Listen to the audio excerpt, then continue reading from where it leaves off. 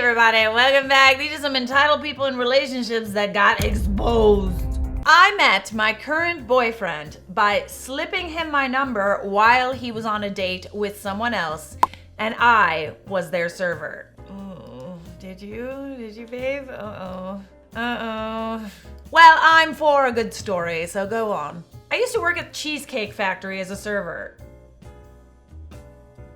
About 1.5 years ago, my current boyfriend came in with some other girl for a date. I'm not sure what it is about my boyfriend, but he just does it for me. He's not at all my normal type of guy I'm attracted to, but for some reason, he just makes me melt every time I look at him. He's got this super self-assured smile, and something about the way he talks gets me. He's got this little chuckle he does and always looks down and bites his lip after. He's just like it for me. So, I immediately rushed over to their table. Typically, if I saw a guy I was attracted to, I could give better service because I genuinely wanted to interact with him and everyone at the table, and that usually led to nicer tips.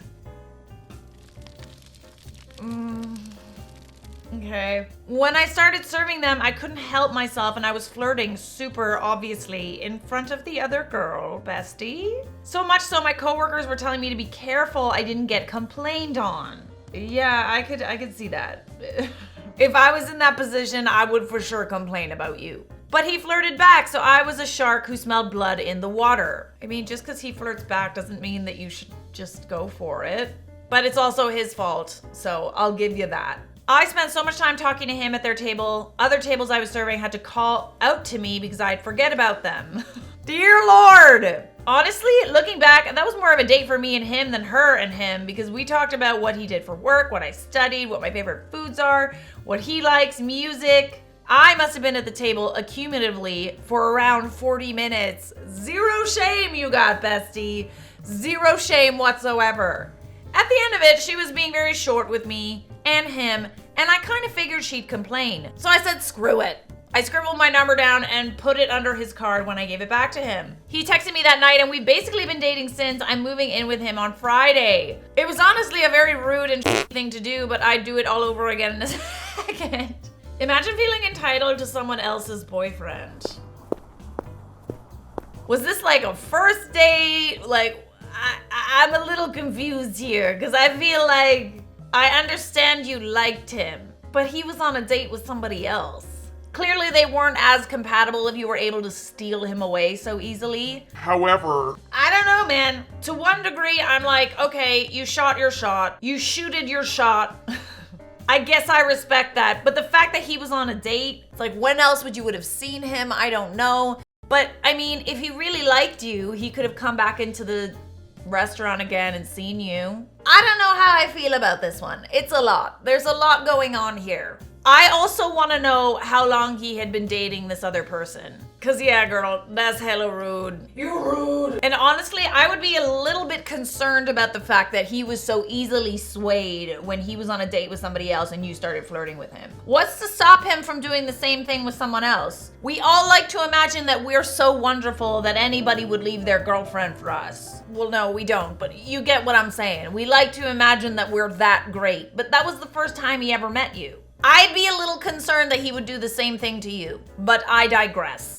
The story time of the time I dated the nice guy. The nice guy. Pathological liar whose heart I broke because I just couldn't take it anymore. Fun fact, I met this guy on Twitter. Also, this is pathetic. This guy on Twitter, and he had been liking my tweets a million times, right? And we'll call him Jason. No, we won't. No, we won't. That's my father's name. We'll not call him. We'll call him Jeff. We'll call him Jeff. He'd been liking my tweets, and back in the day, liking someone's tweets was kind of like a, hey, I'm trying to get at you. Like, this is like a little flirty moment. I caught on. I was like, okay, he's liking my tweets, and I look at his account, and the profile picture was like an old one. Kind of tell that this picture was like older, but I felt like, oh, maybe he's just like a boy. Like, he doesn't ever update his profile picture. No. Just kind of waiting on him to like message me because I was just not interested enough to like be like, I see you liking my tweets, like let's get together. No, that was not the vibe. I end up tweeting something like, I hate when people like all my tweets but are too scared to message me, like grow up, like just like completely dogging him. He ends up messaging me and asking me on a date, and I was like, fair enough, like I'll go on a date with him, whatever. So that was kind of it. I was just like, yeah, I'll go on a date. You guys are gonna be at me like, why would you go on a date with a stranger? That's literally how all relationships happen. Also, we had mutual friends, so it like wasn't a big deal. Picking me up in his car, which ladies, the worst idea in the world. Always bring your own car to your first date. Don't have a car, like find your own way way there because you want to be able to leave when you want to leave. He's me to get a garbage plate, which I feel like is a reoccurring theme with me in first dates. I'm like, to eat. And I'm already feeling like, this is not gonna work. He's too nice. This is really weird. Opens the door for me, and then he stops at his house and introduces me to his father on the first date. At this time, I had a really hard time like cutting people off and just like ending things where they are because I just felt guilty. I felt like I owed people things. After this date, I kept responding slowly, but like I was still responding. I was still entertaining, which I know is messed up. And it was around Valentine's Day. And on Valentine's Day, he shows up at my house after us texting, and he brings me a necklace, a teddy bear, and chocolates. A necklace? A necklace? I get a teddy bear and chocolates, but like we're like a necklace? Also, like, Love bombing. Hideous. Oh no! I'm sorry. It was really hideous. I already know what you guys are gonna say. We ended up hanging out again. It was so nice, and I was trying to convince myself, like, Emily, you're supposed to like him. Like, he's nice, he's respectful. Like, you're supposed to like him. And this time, since the second seal had already been torn, we hang out at his house with his father. His dad literally got us like chicken and like got us a whole dinner, and we just sat in his living room. And then he starts talking to me about the army. Why is this such a man thing to like lie about going into the army? To be like, I'm going into the army, so that you'll be like, no, stay for me, stay for me. Like, no. If you want to go, like, do that. Like, do that. Like, I just. We're like booed up on the couch, and obviously like we're watching a movie, so I can kind of like see his phone. I'm clocking behaviors. He has it upside down. He's not really checking it that much, but it's getting blown up. It's getting blown up. Why is the nice guy's phone getting blown up? He flips it over quickly, and I see my name. And it's not my name, but it's someone with the same name as me. It was his ex-girlfriend. It was his ex-girlfriend. He explains to me that they dated and that she's like crazy, like, I'm just like, right. I decided in my head, as soon as I get home, I'm ending this because he lied about wanting to go into the army. He's lying about this girl, whatever. Oh God. Give me a part two. Give me a part two. I don't know why. I also don't know why, because I've definitely had like dudes that have like done really sweet things to me on our first dates. Like one time I was dating a dude. I told him I liked Breakfast at Tiffany's, and he got me like the DVD and the little mask and like earrings that she wears, Audrey Hepburn wears in Breakfast at Tiffany's. And I was like, holy shit, like this guy is amazing. Like he's cute, he's got his own business, he's listening to me and getting me Breakfast at Tiffany's. Like I was so like smitten. The guy had problems. We'll just say that. He had a lot of problems. Ended up ghosting me twice. Anywho, let's go to part two. Isn't it weird how now I think that's a red flag? Anyway, so I decide as soon as I get home that I'm gonna just kind of end this. I feel like he's pathologically lying. I'm just not trusting it. He's too nice. There has to be something wrong with this guy. Plus, like, his profile picture was so old that, like, he did not look like that at all anymore. He takes me home, and I'm expecting to just, like, get out of the car, go inside, and then in a couple hours be like, hey, I don't think it's working. Okay, well, on the car ride home, he starts telling me how he's falling in love with me, and it had only been, like, a week and a half. Like, that's so sweet, thanks. Actually, that's love bombing, babe. I've ever had. They always tell me they love me first, and I usually will say thank you because I just have a problem being vulnerable. Thank you. It's kind of that, and it's also like sometimes I'm just not in love yet. I'm just not there. In this case, I was just not there. I like say thanks, and I walk in the house and whatever, and I'm deciding how am I about to go about this because this is going to be horrendous. But at the same time, I felt like he was a pathological liar. I'm like, you're telling me you're going to the army so that I'll simply say stay, and like you have your girlfriend still. Basically explain just that. I'm like, I don't want to be with someone for long distance, and like I saw you texting your ex-girlfriend. I just don't want the mess. He tells me she's like crazy and like they're not together and like she has feelings for him and whatever, and I'm just like, yeah, whatever. It off, and he's like heartbroken. He's like telling me he's crying. He like wants to come see me. He like wants to come make up and explain things to me. For a really long time, part of me felt like, wow, I kind of fumbled. Like he was actually really nice until the other day. Found out on Facebook that he is now married to that girl and living in a faraway place, working for the army. He was telling the truth about something though. He did in fact go into the army. Actually really was really nice. I say all of this to say that the nice guy is always just a love bomber, and that's why I don't like them. He always is giving disingenuine, just be a little bit mean to me and I'll probably be interested. Okay, so that's the story. Bye. It's so sad to say. It's so sad to say that like a guy that would go out of his way to do like really over the top nice things on a first date. I mean, it's just a lot. It's a lot. And it feels like love bombing. And, innocent me from like maybe 15 years ago would be so in love with the dude and totally believe he had the best intentions. However, experience has taught me that if he comes on really strong like that, it kind of means he's compensating for something.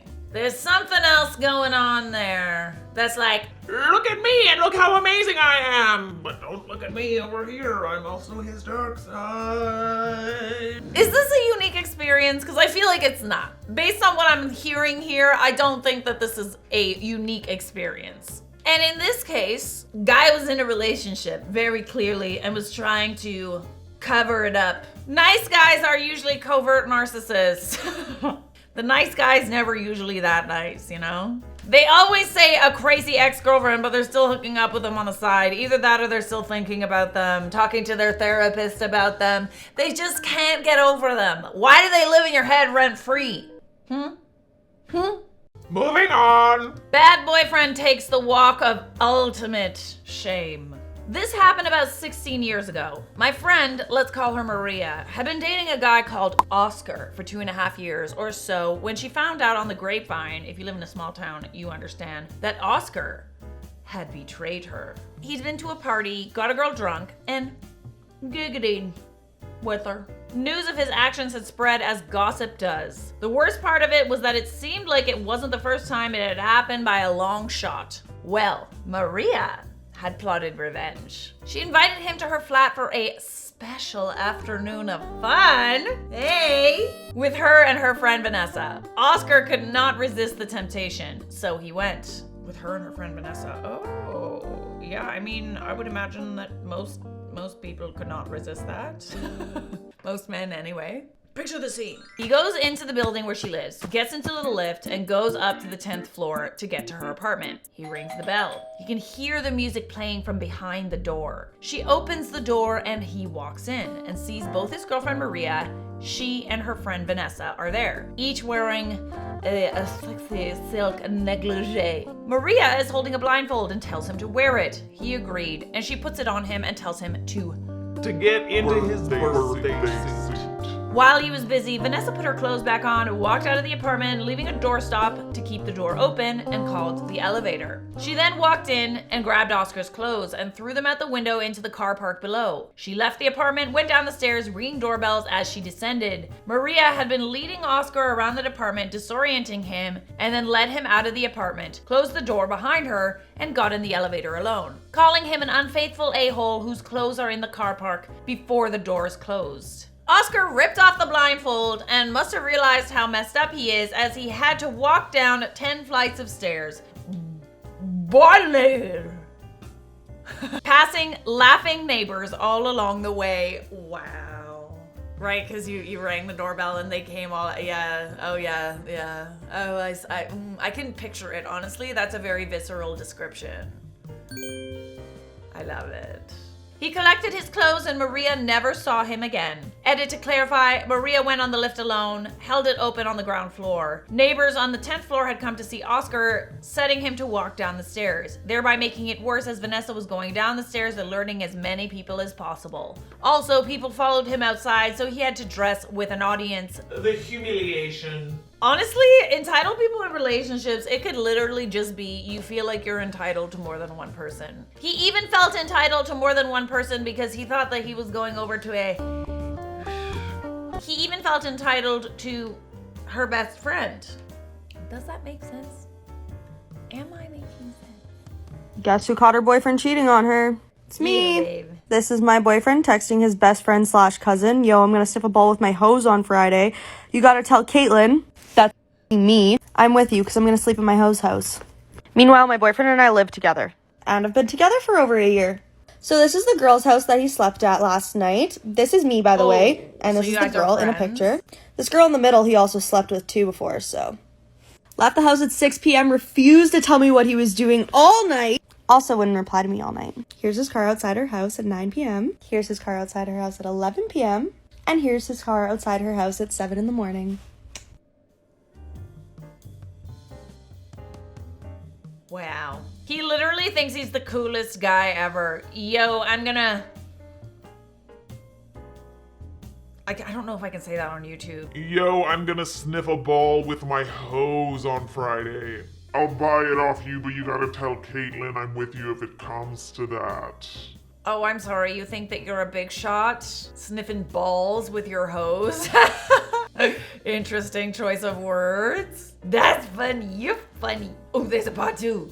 So we all know those girls who home wrecked my relationship, Yes, right? we do, yes. Or had a sleepover with my ex, whatever you want to call it. They're out here making fake TikTok accounts about me.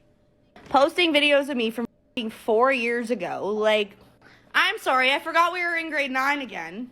Here's a message to you girls. If you were gonna be that bothered by me, why the did you ruin my relationship? The video's not getting taken down, so you can stop calling the police to try to sue me because they don't give a flying about it. Maybe you shouldn't have had a sleepover with someone else's boyfriend. We don't call the police to sue people. Excuse me, yes, Constable Potato, I would like to sue a girl for having a sleepover. Oh, you don't do that. This looks like to me like the consequences of your actions. If you don't want people to post about your bad behavior, don't do things. Okay? Because I want to show my family this. This is crazy. Show your family? Yeah, but you trying to make it seem like my grandma can't stay here, but we got a whole loft that she can stay in. We Our already kids talked can about stay. this. Your grandmother is not staying here. She We is do not staying. have She enough is. room. Take that stuff out the loft, all the extra boxes we got. That can go into the garage That's somewhere. storage. And it's gonna stay storage. No, I get her bed. Put her bed there. She's good. All she needs is a little bit of time. So wherever you get, where you get some time. A little bit of time, or is she gonna be staying? She's like staying. My grandmom is staying. No, she's not staying. She's staying. Yes, she is. She's not staying. here. Hey, look. We don't have enough room. It's not my week.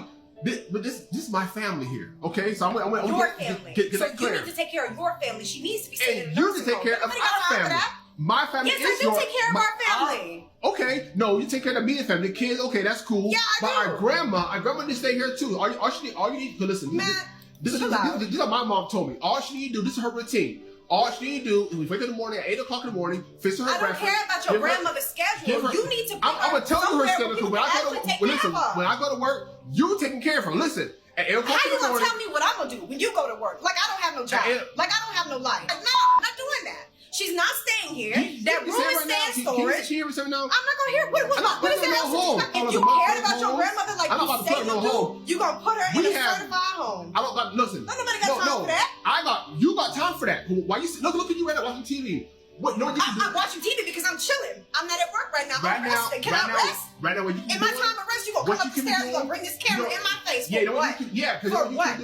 Because know what you can be doing? You can give her meds, put her to bed. Why is she gonna do that? She sit down and watch Family Feud all day. All she needs So I'm supposed to just give up my life so I can take care of your grandmama. Would you like What are somebody you to do that for doing for you? your Period. Would you? I you love her. quit your I job love since you her. care so much? Quit your job.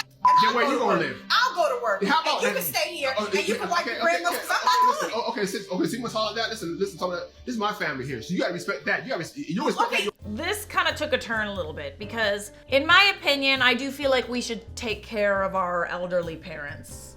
I do. I don't like the idea of homes. I just don't. So when I heard that it was just about putting the grandmother in a home, like not wanting to let her stay, I feel like if I was in this situation, I would let, a grandparent stay. I would.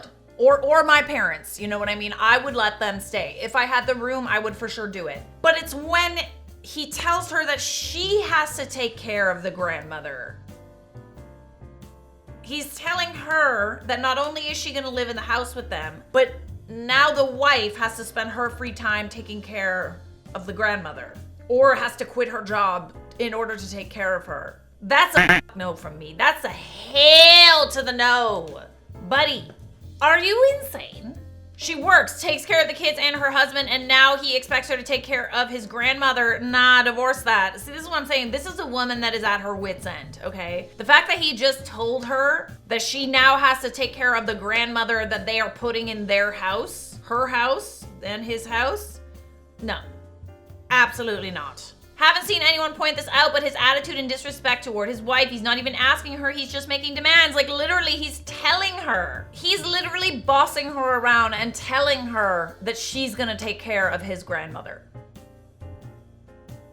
Excuse me? Why don't you take care of her? Why don't you hire someone to take care of her? Nah.